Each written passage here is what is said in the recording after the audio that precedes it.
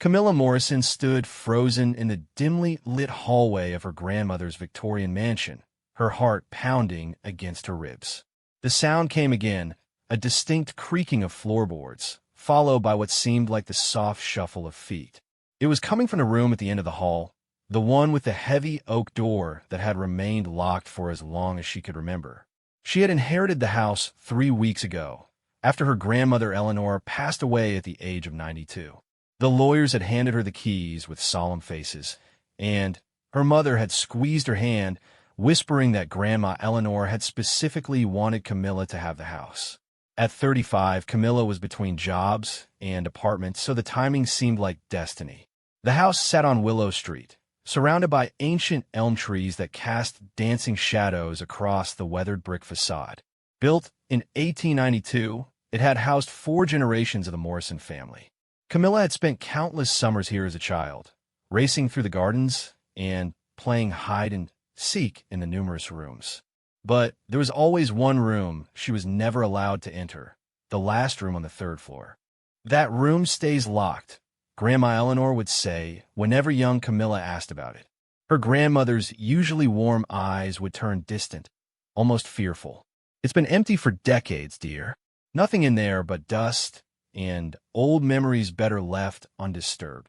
Now, standing alone in the house that creaked and groaned with age, Camilla heard those sounds again. They were deliberate, rhythmic, like someone pacing back and forth across wooden floors. The rational part of her mind insisted it must be the old house settling, or perhaps mice in the walls. But something deeper, more instinctive, told her this was different. She had been staying in the house for only 5 nights, trying to sort through her grandmother's belongings and decide what to do with the property. The first few nights had been peaceful, filled with the comforting scent of lavender sachets and the tick-tock of the grandfather clock in the foyer. But tonight felt different from the moment she'd entered through the front door. The air was heavy, charged with an electricity that made the fine hairs on her arms stand up. Even the house itself seemed to be holding its breath, waiting for something to happen. Camilla had been in the kitchen, making chamomile tea and reading through old photo albums when she first heard it, a sound like furniture being moved across the floor above. She tried to ignore it, turning the radio on to fill the silence. But the sound persisted, growing louder and more insistent. Finally, unable to concentrate on anything else, she grabbed a flashlight and made her way up the narrow staircase to investigate. The 3rd floor was darker than the rest of the house. Only one small window at the end of the hall provided any natural light, and tonight clouds obscured the moon. Camilla's flashlight beam cut through the darkness, illuminating faded wallpaper with tiny blue roses and portraits of stern-faced ancestors who seemed to follow her with their eyes. As she approached the locked door, the sound stopped abruptly. The silence that followed was somehow more unnerving than the noise had been. Camilla found herself holding her breath, straining to hear any sign of movement beyond the door. Her hand trembled as she reached for the doorknob, even though she knew it would be locked as it always had been. But when her fingers closed around the cold brass handle and turned, the door swung open with a long, mournful creak. The beam of Camilla's flashlight pierced the darkness of the room, revealing a scene that made her gasp. Unlike what she'd expected, a room thick with dust and cobwebs, this space was remarkably clean, as if someone had been maintaining it regularly. The furniture was covered with white sheets, but they were crisp and fresh, not yellowed with age. A 4-poster bed dominated one wall, its sheets pulled tight with military precision. A mahogany dresser stood against another wall, its surface polished to a high shine. On top of it sat a silver brush and mirror set, a leather-bound journal, and a photograph in an ornate frame. Everything was arranged just so, as if waiting for someone to return. Camilla stepped cautiously into the room, her footsteps muffled by a thick Persian rug. The air smelled faintly of roses and something else, a masculine cologne that seemed impossibly fresh. As she moved deeper into the room, she noticed more details that didn't make sense. A man's smoking jacket hung on a coat stand in the corner. A pair of leather shoes sat neatly beside the bed, polished and ready to wear. She approached the dresser and picked up the photograph with trembling hands. It showed a young couple, probably in their 20s, standing in front of this very house. The woman was beautiful, with dark hair pinned up in the style of the 1940s, and she was laughing at something the man beside her had said. The man was handsome, tall, and wore a military uniform. But it was their eyes that caught Camilla's attention. They were looking at each other with such complete adoration that it made her heart ache. Turning the frame over, she found an inscription in flowing script: Eleanor and James, June 1943. Forever and always. Eleanor, her grandmother. But Camilla had never heard of any James. Her grandfather had been named Robert, and they'd been married in 1946. Who was this James, and why did her grandmother keep a shrine to him in a locked room? As she set the photograph down, her fingers brushed against the journal. She hesitated, knowing she was invading someone's privacy, but curiosity won. She opened it to a random page and began to read by flashlight. March 15th, 1944. My dearest Eleanor, the days without you stretch endlessly here in the Pacific. I dream of our little room, of holding you in my arms again. I know you're keeping it ready for my return, just as you promised. I can almost smell your rose perfume, almost hear your laugh. Soon, my love. Soon this war will end, and we'll be together forever, just as we planned. All my love, James. Camilla flipped through more pages, finding letter after letter from James to Eleanor, all written during World War II. They painted a picture of a deep, passionate love, two young people planning a life together, making promises in the face of uncertainty. The last letter was dated December 3rd, 1944. My darling, I have the most wonderful news. My unit is being sent home for Christmas. I'll be with you in just 2 weeks. Start planning our wedding, my love. I want to marry you the moment I step off that train. Prepare our room. I want everything to be perfect for our first night as husband and wife. Forever yours, James. There were no more letters after that.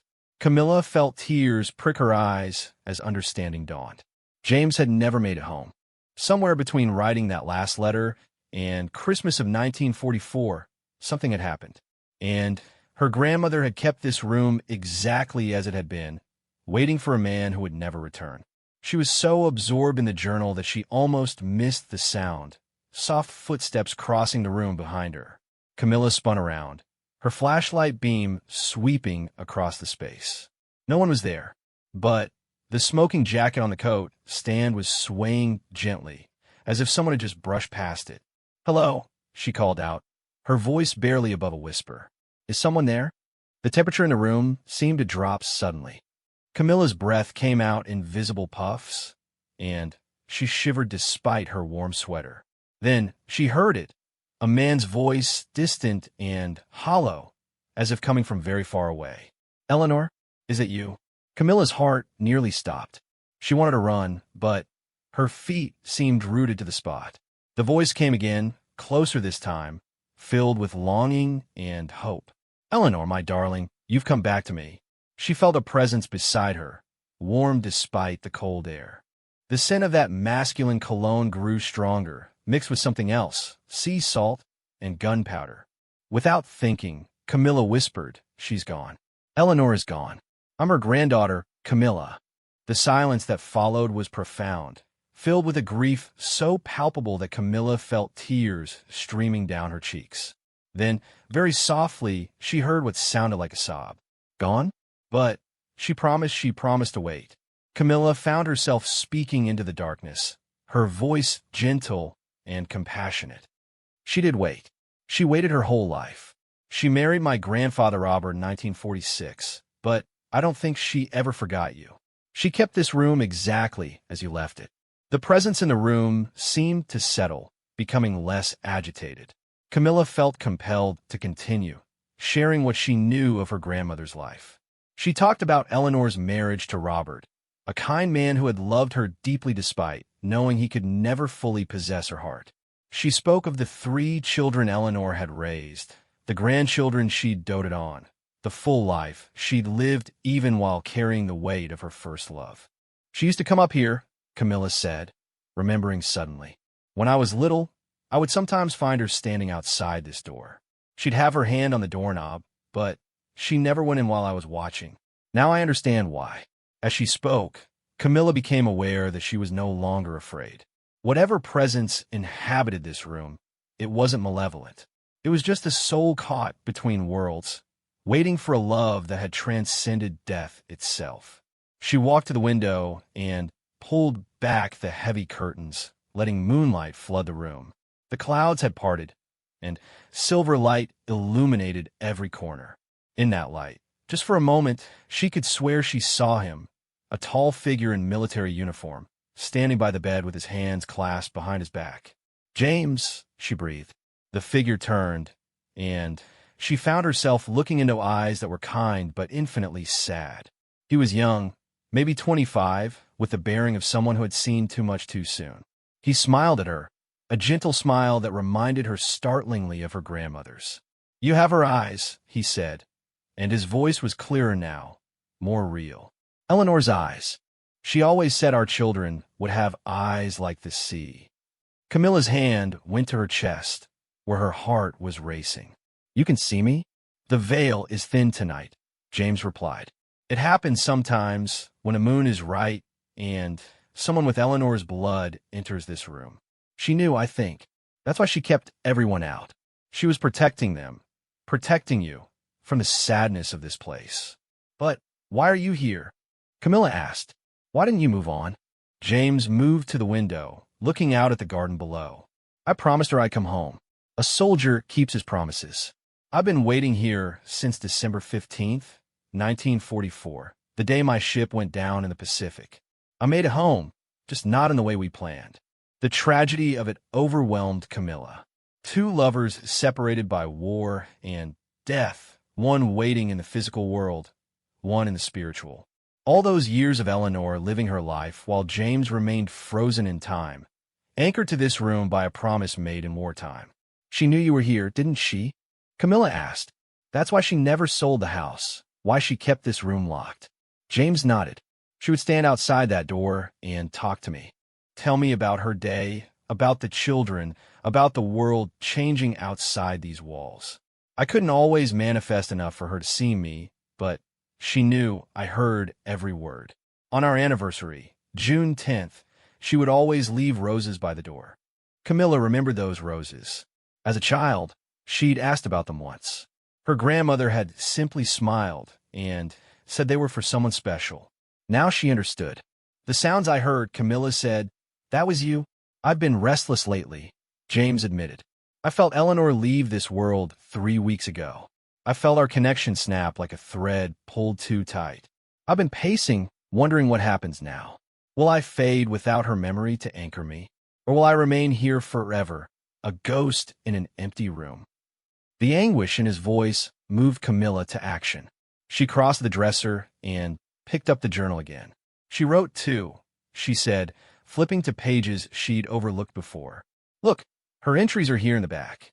She read aloud, her voice trembling with emotion. "December 20th, 1944. They told me today that James's ship was lost. They say there were no survivors. I don't believe them. I can feel him still alive somewhere. I'll wait. I'll keep our room ready for when he comes home. June 10th, 1946. I married Robert Morrison today. He's a good man who lost his first wife in the London bombings. We understand each other's grief. But my heart remains in that room on the 3rd floor, waiting for a ghost who speaks to me in dreams. October 2nd, 1962. I saw him clearly today for the first time in years. He hasn't aged a day. Still my beautiful James, frozen in time. He smiled at me and said he understood about Robert, about the children. He said he was happy I had lived. But I could see the loneliness in his eyes. April 18th, 1995. Robert passed peacefully in his sleep last night. He was a wonderful husband and father. As he died, he squeezed my hand and said, "Go to him, Eleanor. You've waited long enough." Even at the end, he knew where my heart truly lay. September 1st, 2010. I'm getting old now. My bones ache, and my memory sometimes fails me. But I remember James as clearly as the day we met. I've made arrangements. When I die, I want Camilla to have the house. She has the gift. I've seen her look at things others can't see. Maybe she can help him when I'm gone. Maybe she can set him free. Camilla's hands shook as she closed the journal. Her grandmother had known, had planned for this moment. She looked at James, who stood perfectly still, translucent in the moonlight. She wanted me to help you, Camilla said. But I don't know how. I don't understand any of this. James moved closer, and she could see the pain etched in his ethereal features. Neither do I. I've been bound here by love and promise for 70 years. I thought when Eleanor died, I would finally be released. But I'm still here, still waiting. Camilla thought hard, tried to remember everything her grandmother had ever told her about love, about letting go. Then it came to her, a conversation from years ago when her grandfather Robert was dying. Sometimes, Eleanor had said, we hold on too tight to the things we love. We trap them with our need, our grief. Real love means knowing when to let go, even when it breaks your heart. James, Camilla said slowly, I think I understand. You're not trapped here by your promise. You kept that. You came home. You're trapped by Eleanor's grief, by her inability to let you go. And now that she's gone, that grief has passed to this room, to these objects she kept as shrines to your memory. She moved around the room with sudden purpose, pulling sheets off furniture, opening windows wider. This isn't your room anymore. It hasn't been for 70 years. It's a museum of grief, a monument to lost love. But you don't belong in a museum, James. You belong with Eleanor. But how do I find her? James asked, and for the first time he sounded afraid. I've been here so long, I don't know how to leave. Camilla felt a wave of intuition wash over her. She grabbed the photograph from the dresser, the one of Eleanor and James in happier times. She left instructions, she said, remembering another page in the journal she'd glimpsed. She flipped to the very last entry, dated just a month ago. My dearest James, she read, if you're hearing this through Camilla's voice then, I am gone, and you are still waiting. Stop waiting, my love. I'm not in that room. I never was. I'm in the garden where we first kissed, by the rosebush you planted for me before you left. I'm in the kitchen where we danced to the radio. I'm in every happy memory we made. But, most of all, I'm waiting for you beyond, where time doesn't matter and promises don't bind. Let go of that room. Let go and come find me. I'll be the one in the blue dress you loved, standing by the garden gate. Forever and always, Eleanor. As the last words left Camilla's lips, the room began to change. The furniture seemed to age before her eyes, dust settling on surfaces that had been clean moments before. The fresh roses on the nightstand withered and crumbled. The polished shoes cracked and faded. James was changing too, becoming brighter, more solid. He looked at his hands in wonder, then at Camilla. I can feel her, he said, his voice filled with awe. She's calling me. She's been calling all along, but I couldn't hear her over my own grief. The room grew warm, and Camilla smelled roses again. Not the faded scent of old perfume, but fresh blooms from summer garden. A breeze that couldn't possibly exist in a closed room rustled through, carrying the sound of distant laughter and big band music. Thank you, James said, and his smile was radiant. Take care of this house. Fill it with life and laughter. Don't let it become a shrine. Eleanor would want it to be a home again. He began to fade, but it wasn't the eerie dissolution of a ghost.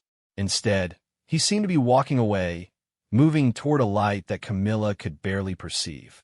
Just before he disappeared entirely, she heard another voice, young and joyful and unmistakably her grandmother's. James, there you are. I've been waiting. Eleanor, my darling. I'm sorry I'm late.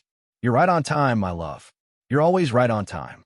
Their voices faded together, leaving Camilla alone in a room that now looked exactly as it should, abandoned, dusty, but somehow peaceful. The oppressive weight that had hung over the third floor was gone, replaced by a feeling of completion. Camilla stood in the empty room until dawn broke through the windows, processing everything that had happened.